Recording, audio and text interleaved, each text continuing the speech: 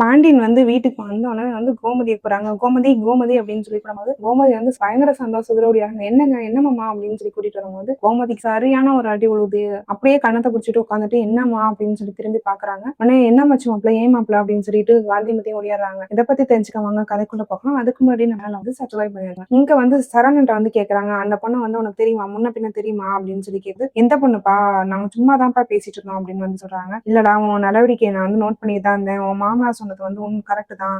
நீ வந்து தப்பான ஒரு வழியில தான் போறாய். அது எப்படிடா கல்யாணம் பண்ண பொண்டாட்டியை வந்து அனுப்பிட்டு இன்னும் முழுசா ஒரு வருஷம் கூட ஆகல, அதுக்கு முன்னாடி வந்து உன் புத்தி வந்து இன்னொரு பொண்ணை தேடுது அப்படின்ற மாதிரி வந்து கேட்கறாங்க. அப்பா என்னப்பா என்ன போய் இப்படி கேட்டுட்டீங்க, நான் அந்த மாதிரி நினைக்கலப்பா, நான் அப்படி இல்லப்பா அப்படின்ற மாதிரி வந்து சொல்ல வராங்க. இல்ல தரோனா, நீ வந்து செய்யறது வந்து தப்பு, நீ வந்து பேசாத, இதோட நிறுத்திக்கோ. ஆனா ஒண்ணு மட்டும் சொல்றேன், நீ அந்த பொண்ணை வந்து ஏமாத்துறதா நினைச்சிட்டு நீ ஒண்ணு ஏமாத்திட்டு இருக்க அப்படின்ற மாதிரி வந்து அட்வைஸ் பண்றாங்க. இல்லப்பா அவ பண்ண தப்புக்கு நான் என்ன பண்ணுவேன் அப்படின்ற மாதிரி வந்து சொல்றாங்க. அவ பண்ணது வந்து தப்பு தான், ரொம்ப பெரிய தப்பு தான், மன்னிக்க முடியாத தப்பு தான். ஆனாலும் வந்து அவன் வந்து இன்னொரு பையனை தேடி போகல, உன்னை தேடி தான் வந்துட்டா. இதுதாண்டா அவளுக்கும் உனக்கும் இருக்க வித்தியாசம் அப்படின்ற மாதிரி வந்து சொல்லிட்டு இவர் வந்து விறுவிறு நடந்து போயிடுறாரு. நீ வந்து இதுக்கு ஒரு முடிவு பண்ணாம நீ வீட்டுக்குள்ள வரக்கூடாதுன்னு சொல்லிடுறாரு. இவன் வந்து வெளியவே நின்றுட்டு இருக்கான். அதை வந்து என்ன பண்றதுன்னு தெரியாம பாத்துட்டாங்க. இந்த பக்கம் வந்து செந்தில வந்து காமிக்கிறாங்க. செந்தில் வந்து பணத்தை இப்ப சந்தோஷமா வந்து நீட்டான். கொஞ்ச நாளே வந்து நம்ம இவ்வளவு அமௌண்ட் சேர்த்துட்டோம் அப்படின்ற மாதிரி வந்து அந்த லஞ்சம் வாங்குறத வந்து நல்லா பழகிக்கிட்டு ரொம்ப வந்து அதை வந்து என்ஜாய் பண்ணாங்க. அது வந்து தப்புங்கிறத வந்து மறந்து வந்து எண்ணி இருக்கும் போது கரெக்டா வந்து மீனா வந்து பாத்துறான். என்ன அது, இது எப்படி இவ்வளவு அமௌண்ட் கேட்டு அவன் வந்து தடுமாறுறான். இப்ப சொல்ல போறீங்களா இல்லையா, எப்படி இப்ப இவ்வளவு அமௌண்ட் எப்படி வந்துச்சு அப்படின்னு சொல்லி கேட்கும்போது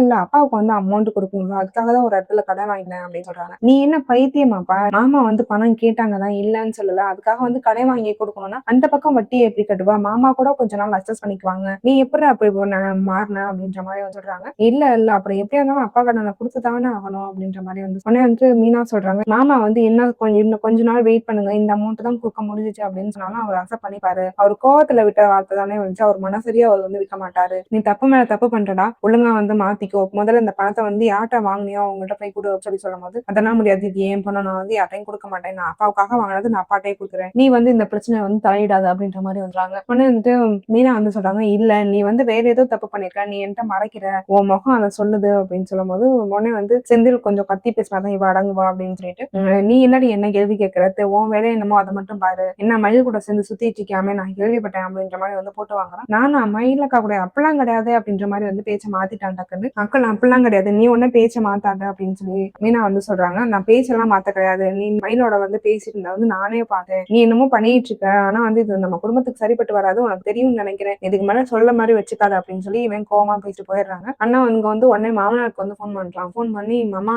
இந்த மாதிரி நிறைய அமௌண்ட் இருக்குமா, நான் முதல்ல அப்பா கடனை கொடுத்துடலான்னு இருக்கேன், கொடுத்துட்டு நான் வந்து டக்குன்னு ஒரு அந்த இடத்த வந்து பண்ணணும் மாமா, சொல்லி வச்சிருங்க அப்படின்ற மாதிரி வந்து சொல்றாங்க. உடனே அவங்க மாமாவும், கரெக்டான இப்பதான் மாப்பிள்ள நீங்க பொழைக்க தெரிஞ்ச மாப்பிள்ளையா இருக்கீங்க, இப்பதான் கரெக்டான ரோட் போயிட்டு இருக்கீங்க, இப்படியே இருங்க, இதுதான் நல்லது அப்படின்ற மாதிரி வந்து சொல்றாங்க.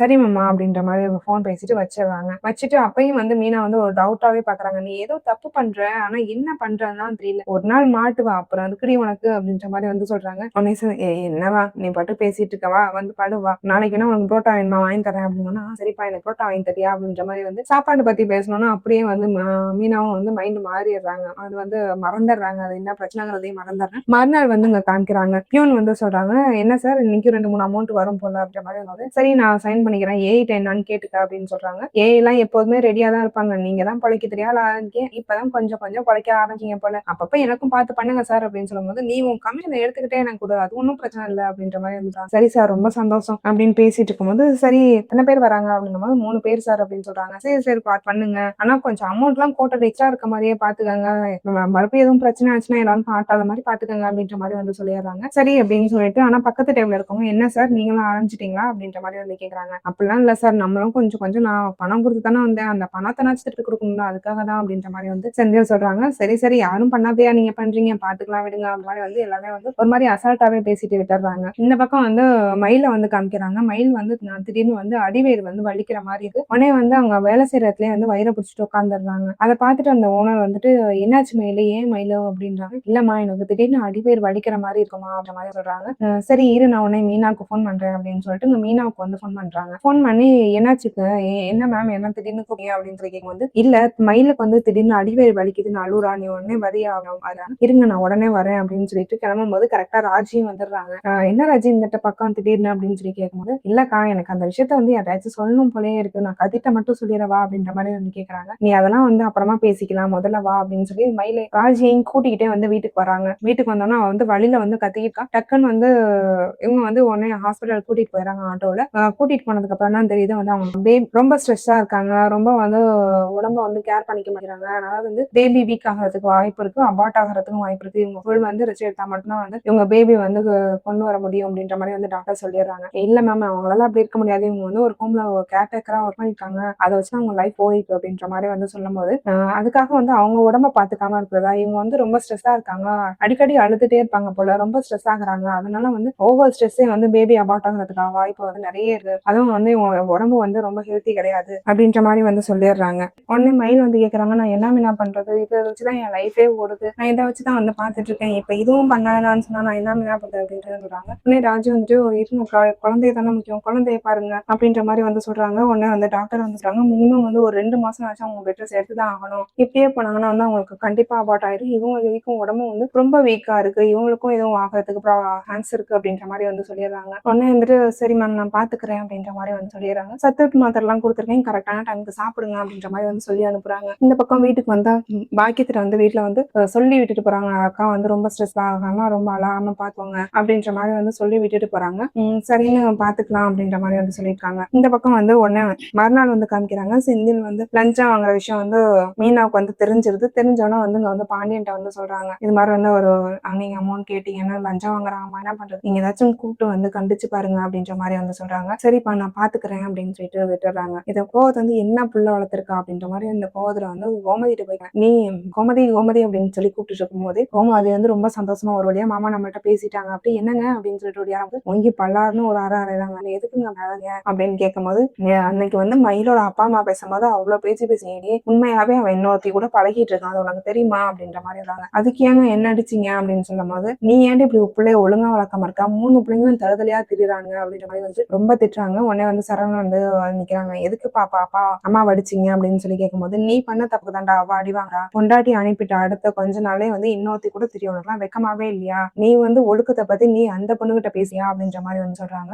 நான் என்ன பண்ணேன் அப்படின்ற மாதிரி வந்து கோமதி வந்து சொல்றாங்க. அவன் என்ன பண்ணான் அப்படின்ற மாதிரி கேட்கும்போது, அவன் மருமவ அதான் மயில் வந்து மாசமா இருக்கலாம், அந்த குழந்தை வந்து அவனோட கிடையாது, அவன் வந்து ஒழுக்கம் கெட்டவன், இவன் சொல்லிட்டு வந்திருக்கான், இவன் ரொம்ப ஒழுக்கமானவனா மாதிரி பண்ணும்போது இப்பதான் வந்து அவளுக்கு வந்து ஓரளவுக்கு வந்து என்ன சொல்றீங்க அப்படின்ற கேட்கறாங்க. ஆமா, மயில் வந்து மாசமா இருக்காங்க, இவட்ட வந்து சொல்லும் போது இவ வந்து இந்த தோற என்னமோ சொல்றது, இவ வந்து என் குழந்தையே இல்ல, நீ என்னமோ பண்ணிட்ட அப்படின்னு மாதிரி பேச வந்திருக்கான் அப்படின்ற மாதிரி வந்து ஆளாளுக்கு ஒன்னொன்னு சொல்லியிருக்கீங்க, என்ன நினைச்சிட்டு இருக்கீங்க, நான் அந்த வீட்டு ஆம்பளை, எனக்கு தெரியாம வந்து இந்த வீட்டுல நிறைய விஷயம் நடந்திருக்கு அப்படின்ற மாதிரி வந்து ராஜி மீனா எல்லாத்தையும் சேர்த்து வச்சு பேசிட்டு இருக்காங்க. மீனா, உனக்கு தெரிஞ்ச விஷயத்த நீ இப்ப சொல்ல போறியா இல்லையா அப்படின்னு சொல்லி சொல்லும் போது, நான் தான் சொல்றேன் மாமா அப்படின்னு சொல்லிட்டு வந்து எல்லா விஷயத்தையும் சொல்லிடுறேன். மாசமா இருக்கிறதுல இருந்து இப்ப நடந்துட்டு இருக்கா, அவ வந்து குழந்தை வீக்கா இருக்கு, அவங்க வந்து வேலையில ஸ்ட்ரெஸ்ஸா இருக்கறதுனால வந்து பேபி வீக்கா இருக்கு, அபார்ட் ஆகிறதுக்கு கூட வாய்ப்பு இருக்கு, இதனால மயிலோட உயிர் கூட ஆபத்து இருக்குன்ற மாதிரி சொல்லியிருக்காங்க அப்படின்றது வரைக்கும் எல்லாமே சொல்லி சரவணன் வந்து தள்ள அடிச்சுட்டு அழுகுறாங்க. இல்லப்பா, நான் தப்பு பண்ணிட்டேன்ப்பா, நான் வந்து அந்த மாதிரி பண்ணிருக்க கூடாது, நான் வந்து அந்த மாதிரி பேச நினைச்சு நான் இன்னமும் ரொம்ப ஃபீல் பண்ணிட்டேன், ஆனா அவ உண்மையாவே மாசமா இருப்பான், எனக்கு நான் தெரியலப்பா அப்படின்ற மாதிரி வந்து சொல்றாங்க. இப்ப தெரிஞ்சிச்சு இல்ல, நீ போய் கையோட மயில கூட்டிட்டு வர, அவ வந்தா மட்டும்தான் நீ வீட்டுக்குள்ள வரணும், இல்லாட்டி நீ வரக்கூடாது அப்படின்றாங்க. உடனே வந்து சரிப்பா, நான் இப்பவே போய் அவளை கையோட கூட்டிட்டு வந்துடுறேன்பா அப்படின்னு சொல்லிட்டு இங்க சரவணன் வீட்டுறாங்க. மயில் வீட்டுக்கு போக்குறாங்க. கரெக்ட் அடுத்த டைம் வந்து அடுத்து செந்தில கூப்பிடுறாங்க. செந்தில கூப்பிட்டு, நீ என்னடா என்னமோ லஞ்சம் வாங்குறேன்னு கேள்விப்பட்டேன், அப்படி எல்லாம் வாங்கி திங்கணும்னு அவ்வளவு உடம்பு கொழுப்பேறி போச்சா அப்படின்ற மாதிரி வந்து கேட்கும்போது, ஆமா, நீங்க தான் அமௌண்ட் கேட்டீங்க, எனக்கு என்ன பண்றதுன்னு தெரியல, அதான் பண்ணேன் அசால்ட்டா கேட்கலாம். அதை கேட்டுட்டு கோமதி வந்து சரியான அடி அடிக்கிறாங்க. என்னடா, நான் அவங்களெல்லாம் அப்படியே வளர்த்தேன் அப்படின்னு சொல்லிட்டு அடிக்கும் போது, பெத்த பிள்ளைகிட்ட அமௌண்ட்டை கேட்கறாரு, அவரை கேட்க மாட்டேங்கிறீங்க, என்ன கேட்கறீங்க அப்படின்னு சொல்றாங்க. உடனே மீனா வந்துட்டு, பெத்த பிள்ளைன்னு இப்பதான் தெரியுதா, அன்னைக்கு பேசினீங்களே அவ்வளவு பெரிய பேச்சு, அப்ப தெரியல அப்பான்னு அப்படின்ற மாதிரி வந்து மீனா எடுத்து கொடுக்குறாங்க. இந்த பாரு, நீ சும்மா நான் அமைதியா, இது வந்து நான் அப்பா கிட்ட பேச நீ தேவையில்லாம உள்ள வராது அப்படின்னு சொல்லும்போது, இல்ல நான் தேவையில்லாம உள்ள வரேன், தேவையில்லாத வேலை நீ பண்ணிட்டு, இதனால எதுவும் பிரச்சனை ஆச்சுன்னா நான் கண்டுக்கவே மாட்டேன் அப்படின்ற மாதிரி வந்து மீனா வந்து சத்தம் போடுறாங்க. நீ இதோட இந்த வேலையை விட்டு, நான் வந்து அமௌண்ட்டை திருப்பி கூட கேட்கல, நான் அன்னைக்கு கோவத்துலதான் சொன்னேனே ஒழிய நான் அமௌண்ட்டை திருப்பி கேட்க கிடையாது, நீங்க 2 பேருமே வந்து இதனால ஸ்ட்ரகிள் ஆகுறது எனக்கு தெரியுது, நீங்க இப்படியே விட்டுருங்க அப்படின்ற மாதிரி வந்து பாண்டியன் வந்து சொல்றாங்க. நீங்க 2 பேருமே கஷ்டப்படுறது எனக்கு தெரியுதுடா, நான் அன்னைக்கு வந்து கோவத்துலதான் அந்த மாதிரி சொன்னேனே தவிர நீங்க 2 பேரும் என் பசங்க, நான் எப்படி அவங்களை அப்படி விட்டுருவேன் அப்படின்ற மாதிரி வந்து சொல்றாங்க. உடனே வந்து செந்தில் வந்து, சாரிப்பா, நான் வந்து நீங்க கோவத்துல கேட்டீங்க இல்ல உண்மையாவே கேட்டீங்கன்னு நினைச்சிட்டு நான் பண்ணிட்டேன், நான் அப்படி பண்ண மாட்டேன்ப்பா அப்படின்றாங்க. சரிடா, நீ வந்து அந்த அமௌண்ட்டை எங்க வாங்கினியோ, நீ எப்படி அதை திருப்பி கொடுப்பியோ, நீ அந்த மாதிரியே திருப்பி கொடுத்துரு, அந்த மாதிரி பணம் வாங்குற பணம் உனக்கு வேணாம்டா அப்படின்ற மாதிரி வந்து சொல்றாங்க. சரிப்பா நான் இனிமே அந்த தப்பு பண்ண மாட்டேன்ப்பா அப்படின்ற மாதிரி வந்து சொல்லிட்டு செந்திலும் ஓரளவுக்கு வந்து மனசு மாறிடுறாங்க. இங்க வந்து மயில் வீட்டுல காமிக்கிறாங்க. மயில் வீட்டுல வந்து சரண் வந்து கூப்பிட்டுட்டு இருக்காங்க.